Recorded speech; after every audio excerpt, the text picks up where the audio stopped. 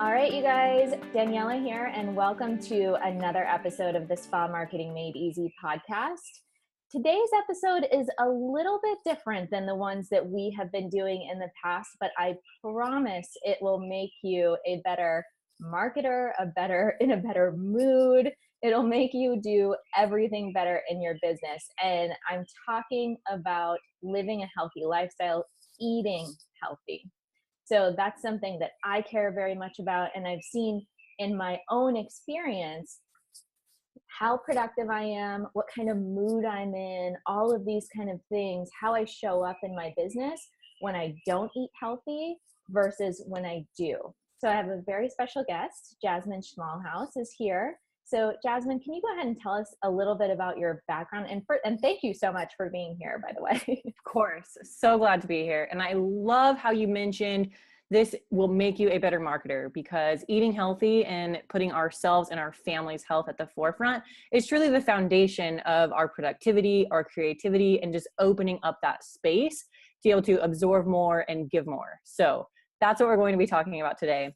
And my background and why in the world I'm even here, who I am to even tell you guys what healthy eating is all about. So I have a background actually in human resources, but I started myself eating healthy and going to the gym. And I love food so much, but I committed to not giving up my love for food if that meant getting healthy. So I started experimenting with healthy versions of food and created an Instagram and was putting the recipes out there. And it blew up, and people were so receptive to these simple, delicious, kid-friendly meals that I was creating, because spaghetti, pizza, just all of these favorites. So started putting those out into social media, and it was suggested I create a cookbook while I was still in my corporate job. And I did. And I now have over a dozen cookbooks of healthy, simple recipes. I've done healthy workshops, over 40 healthy workshops across the nation.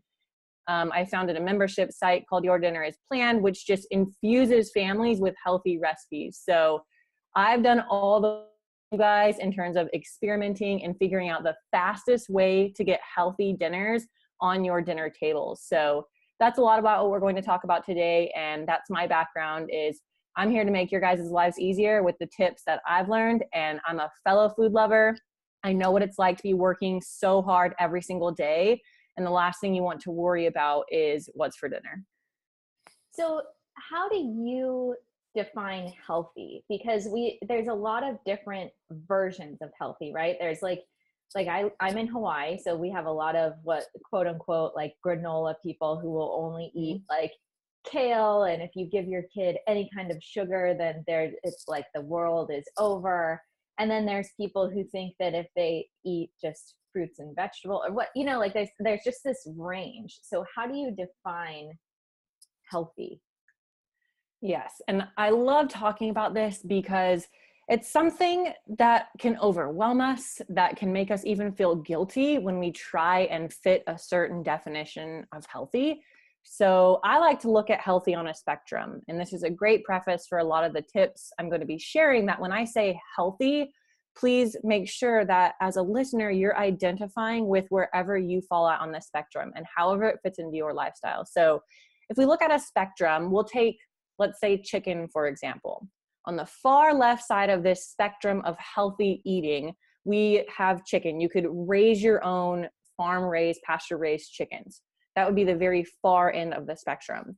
As you move along the spectrum, which I actually did raise cows, pigs, turkeys. And if someone doesn't eat meat, this applies to any item or any concept of health, even tomatoes. You can grow your own organic tomatoes. As we move farther along, we'll keep using the chicken example. Perhaps you buy organic chicken. Or in the middle of the spectrum, it's store brand chicken. And as you get farther on the spectrum, perhaps that's frozen chicken. My definition of healthy is fitting on that spectrum with whatever will be sustainable for you and your family. So we often hear only buy organic, or do this, don't do that. If it doesn't align with where you're at on this spectrum, then it's not essentially healthy to you because it's not sustainable. So again, I like to look at it as a spectrum, and perhaps someone's values and what's important to them is budget. So they're going to fall on this spectrum wherever budget is important to them. And even if they're farther on the spectrum than someone else may be, and they're budget conscious and they're not buying organic, or they're not raising their own chickens or growing their own tomatoes, perhaps buying those budget ingredients to home cook their meals prevented them from going out to eat. And that is a step forward towards a healthier lifestyle. So that's my definition of healthy.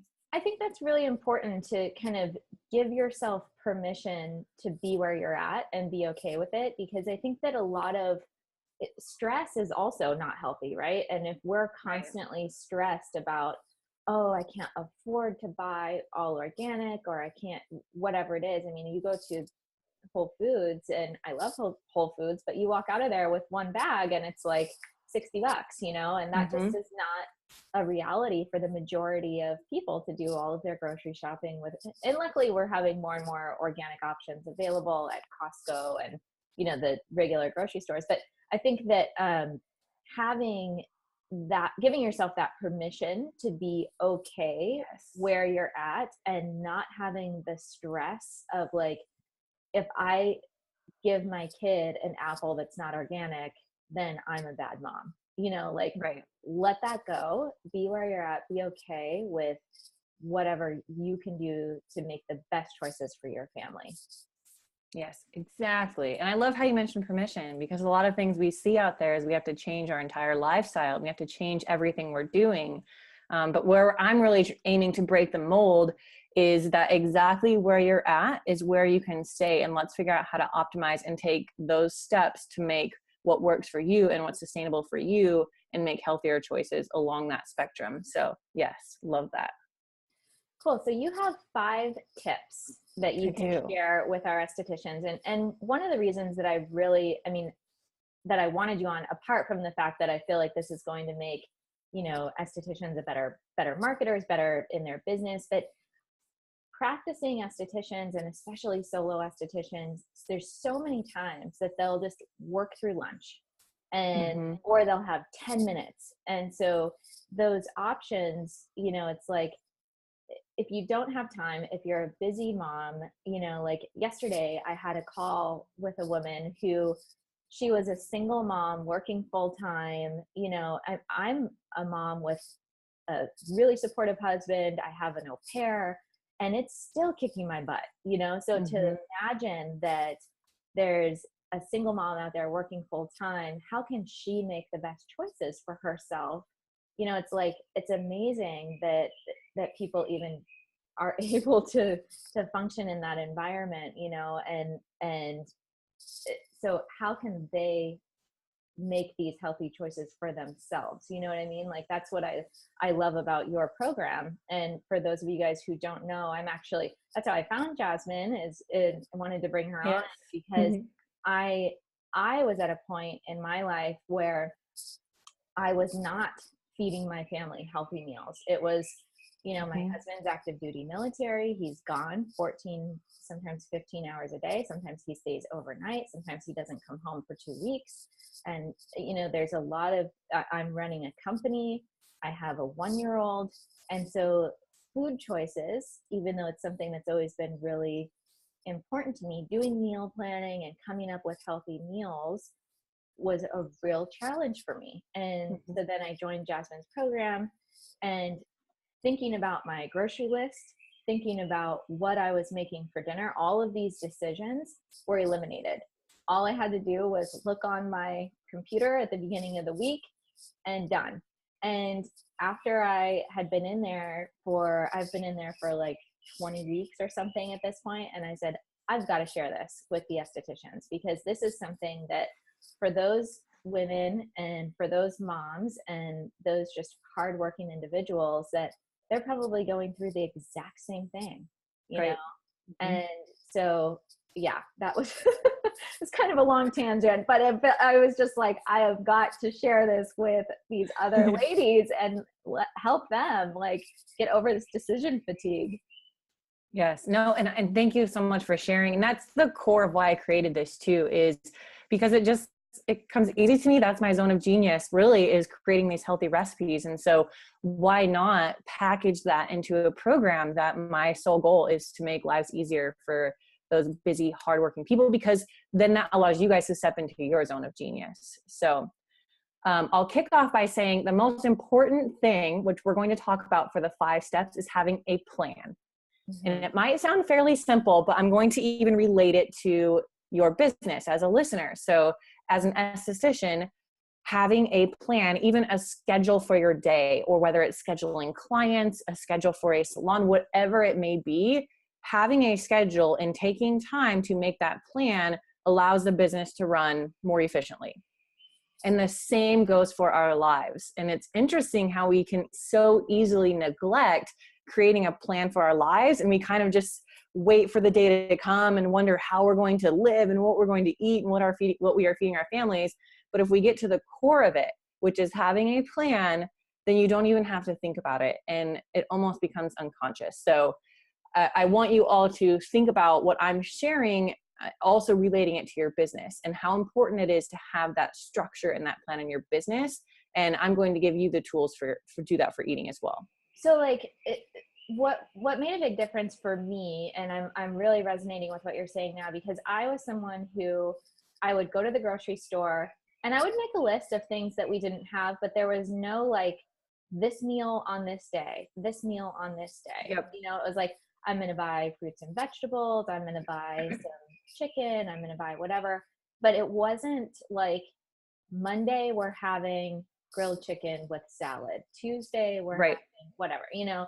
And I noticed that when I started doing that, my grocery list went way down. There was less food waste, and it saved so much time. And it also helped because one of the other things that I did was I would make extra so that I knew what I was having for lunch the next day, which has always been a really big challenge for me. But as an esthetician, you know, as a working professional, you can make your dinner, you know, make more of your dinner, and then you automatically have lunch, a healthy lunch for the next day. Yes. And that's actually one of my little bonus tips I have for listeners is, no, you took the words right out of my mouth. It's amazing, because that is so key, is if you're already spending the time to make a dinner or prepare food, then optimizing that, leveraging that. But you can't do that unless you had a plan to actually create it in the first place. So true. And I'm going to share, as Danielle mentioned, 5 tips that you guys can plan an entire week of healthy dinners. And these 5 tips are really the core and the foundation of my program that Daniela was talking about. So I'm going to equip you guys with the tools and what has truly changed my life and is changing lives across the world. So shall I dive in? Go right ahead. Okay, so tip number 1 is planning your week with themes. And again, we're hearing the word plan. So you are going to need to schedule a time throughout the week that you can sit down and do these tips. I would say even just 10 to 20 minutes. And again, relating it to your business, taking that 10 to 20 minutes to even meet with your team or plan your schedule and map everything out really optimizes efficiency throughout the week and frees you up. So I am asking you to designate 10 to 20 minutes to do this. And the first is plan your week with themes. And what I mean by that is I actually create a spreadsheet for this, and I go Monday through Friday. We'll throw out Saturday and Sunday because if people are going out or they're eating leftovers, Monday through Friday, and each day has a theme. For example, the first day could be barbecue. The second day is traditional favorite. And the third day is tacos, and then seafood. And then we'll say Mexican food. And then having those themes allows you to stop that endless searching on Pinterest and stop scrolling everywhere and trying to find all these recipes, because you know exactly what you're going to create already for the week.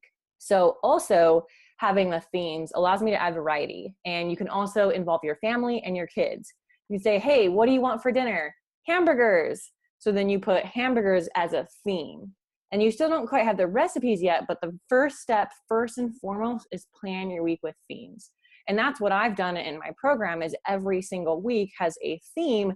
That way it's not chicken every single day, or it's not just pasta every single day. Identifying, like I said, a theme. So maybe it's tacos, And then throughout these next steps, you'll start to identify, okay, what kind of tacos? But you have that instant kind of brain dump, so you don't even have to think about what recipe you're going to search for. So that's step number 1.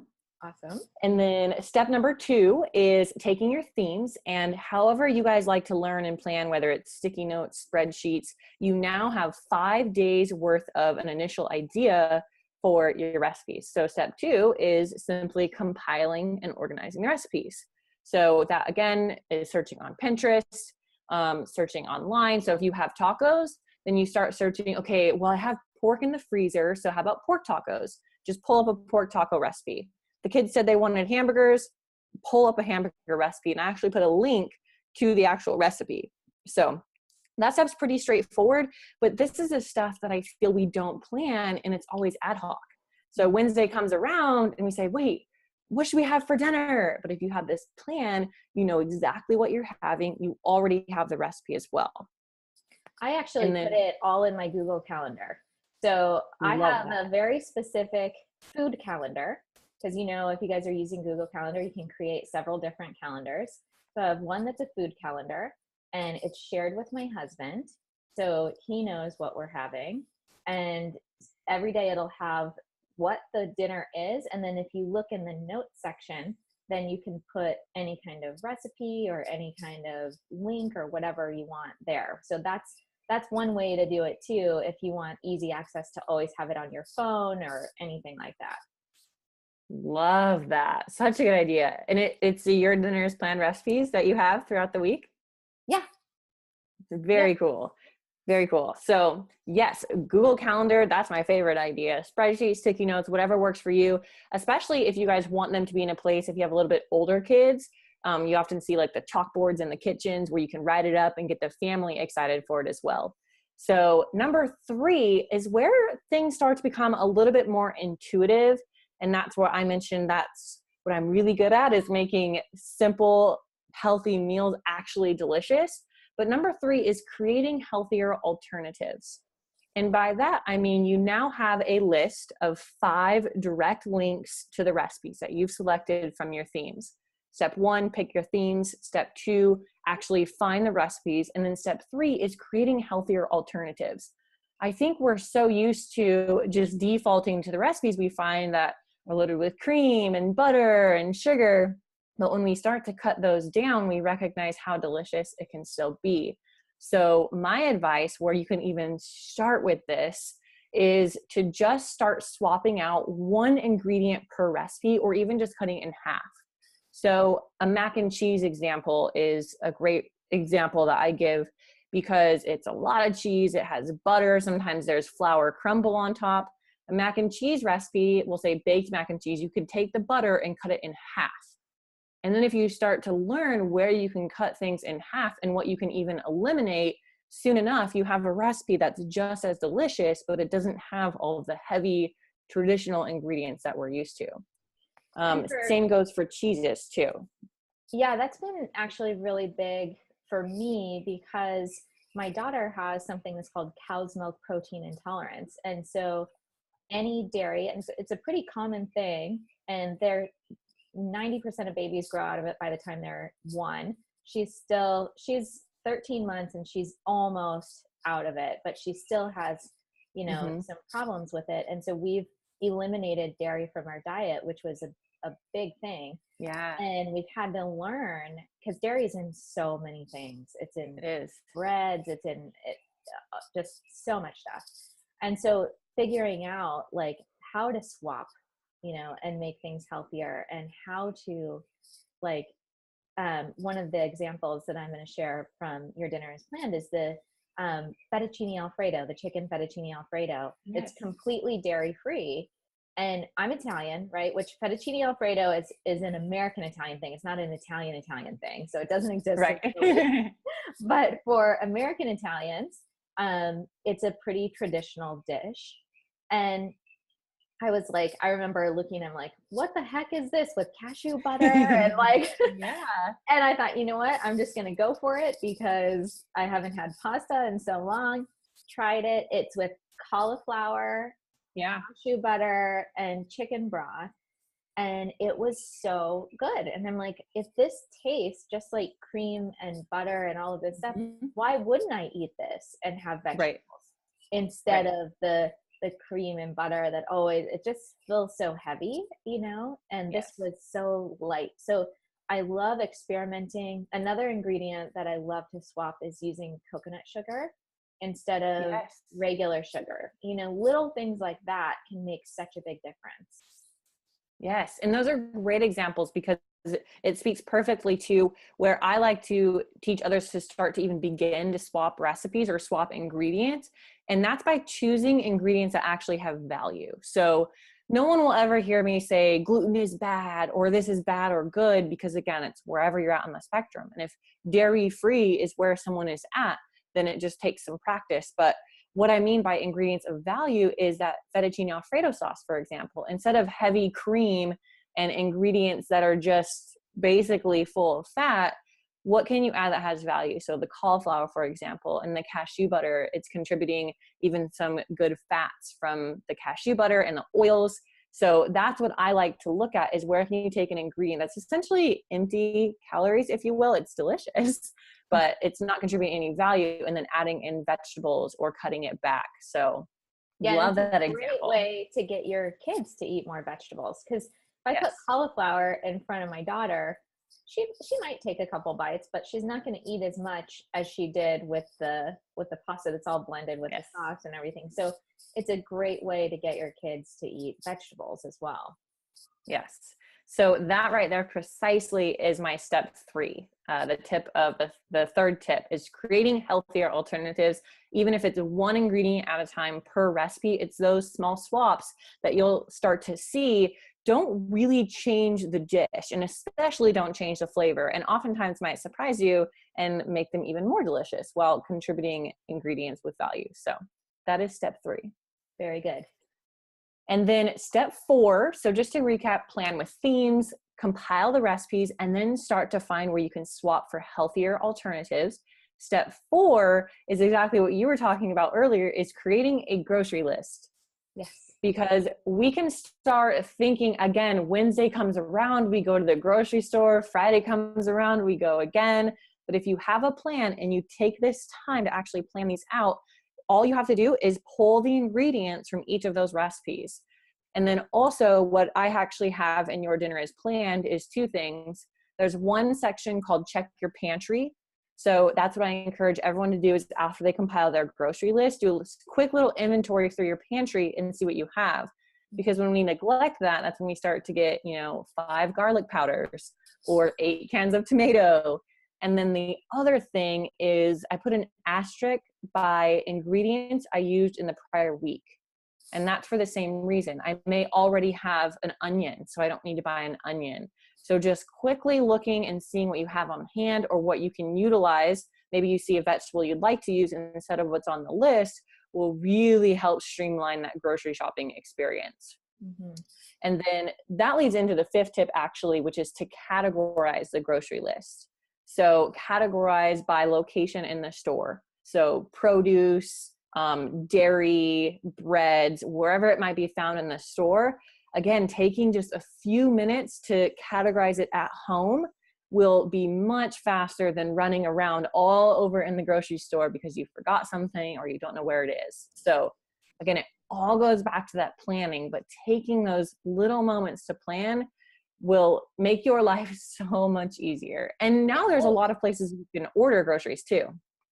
Yeah, it's talk about like saving money and saving time. Those are the 2 things Yes. that everyone, I think, would agree they would like more of: more money, more time, you know. Yes. And when you can do that with your grocery list, you know, and you're right, like with the grocery delivery too, like how amazing is that? You know, it that can definitely save you more time, because sometimes the last thing you want to do when you get home or when you have a day off is like doing all of your errands. You know, you want to do Yes. something fun, you want to relax, you want to recharge.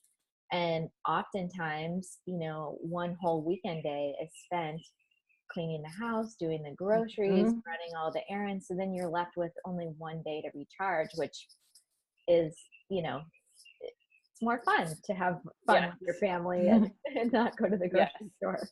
Exactly. And it actually saves money in a variety of ways too, because as we talked about step 3 on creating healthier alternatives, what I mentioned was one of the things you can do is actually cut things in half. So instead of just defaulting to this recipe we find, what can we start actually removing while keeping the portion sizes and keeping the flavors? And we're saving money because we don't have as much stuff in the recipe. So when people say eating healthy is expensive, it's actually not, because it's much more simplified. And when you follow this plan and make it work for your lifestyle, then it's saving you money, especially with the grocery list. If you're planning for leftovers, there aren't extras of everything. So, I mean, I have members who are saving even like $75 to $100 every single month just because they had a grocery list. Yeah. And that can make a big difference for people. That yes. Actually. Okay, so number 5. 5 tips. Yes. So number 5 was kind of piggybacking off of number 4, but number 5 was the categorize your grocery list. Okay. So basically, starting at step 1 with your themes, follow the 5 steps, and what you're left with is a categorized grocery list in your plan for the entire week, Monday through Friday, because you have the themes, you have all the recipes, and then your categorized grocery list. And again, having that plan is what is just so easy to get out of the habit of or to neglect, because we think we want to be doing other things, but we'd actually have more time to do those other things if we planned in these areas of our life. So I want to challenge all of the listeners to do this for 1 month and just keep track. Yeah. And there's a variety of ways that you can do this, right? You can do this for free by just getting a spreadsheet, writing it out, Googling recipes, looking on Pinterest. You can join Jasmine's program. You can join another program. You can look at cookbooks, like whatever makes the most sense for you, for your budget, how your brain works. Mm-hmm. Do that. But that is going to make such a big difference. Plan it out. See how much money it saves you. See how much time it saves you. And, listen to your body and see how much better you feel when you're eating more healthy, when you're eating more consistently, putting more vegetables into your body, and instead of like eating a Luna bar for lunch in the 10 minutes that you have between clients, like maybe you have a piece of quiche that you had made the night before. Yes. Maybe, just something like that is actually going to give you some more nutritional value. I promise you will feel more balanced. That has been the biggest thing for me. Hi, Kitty. I figured they'd make it appear. Yeah. So you guys know we have the podcast, but we also, for all of our interviews, we do video as well. And you can see those on YouTube or on Facebook. If you're watching the video, you just got to see one of Jasmine's kitty cats. So my challenge to you guys is to do this for 1 month. Let us know how you're doing over in the Aestheticians Connect Facebook group. Feel free to share any recipes that have been working for you guys, or how this is improving your balance, how this is improving your business and your life. So thank you guys so much for listening. Jasmine, thank you for being here. And I'll catch you. Thank you guys. All right. Bye, guys.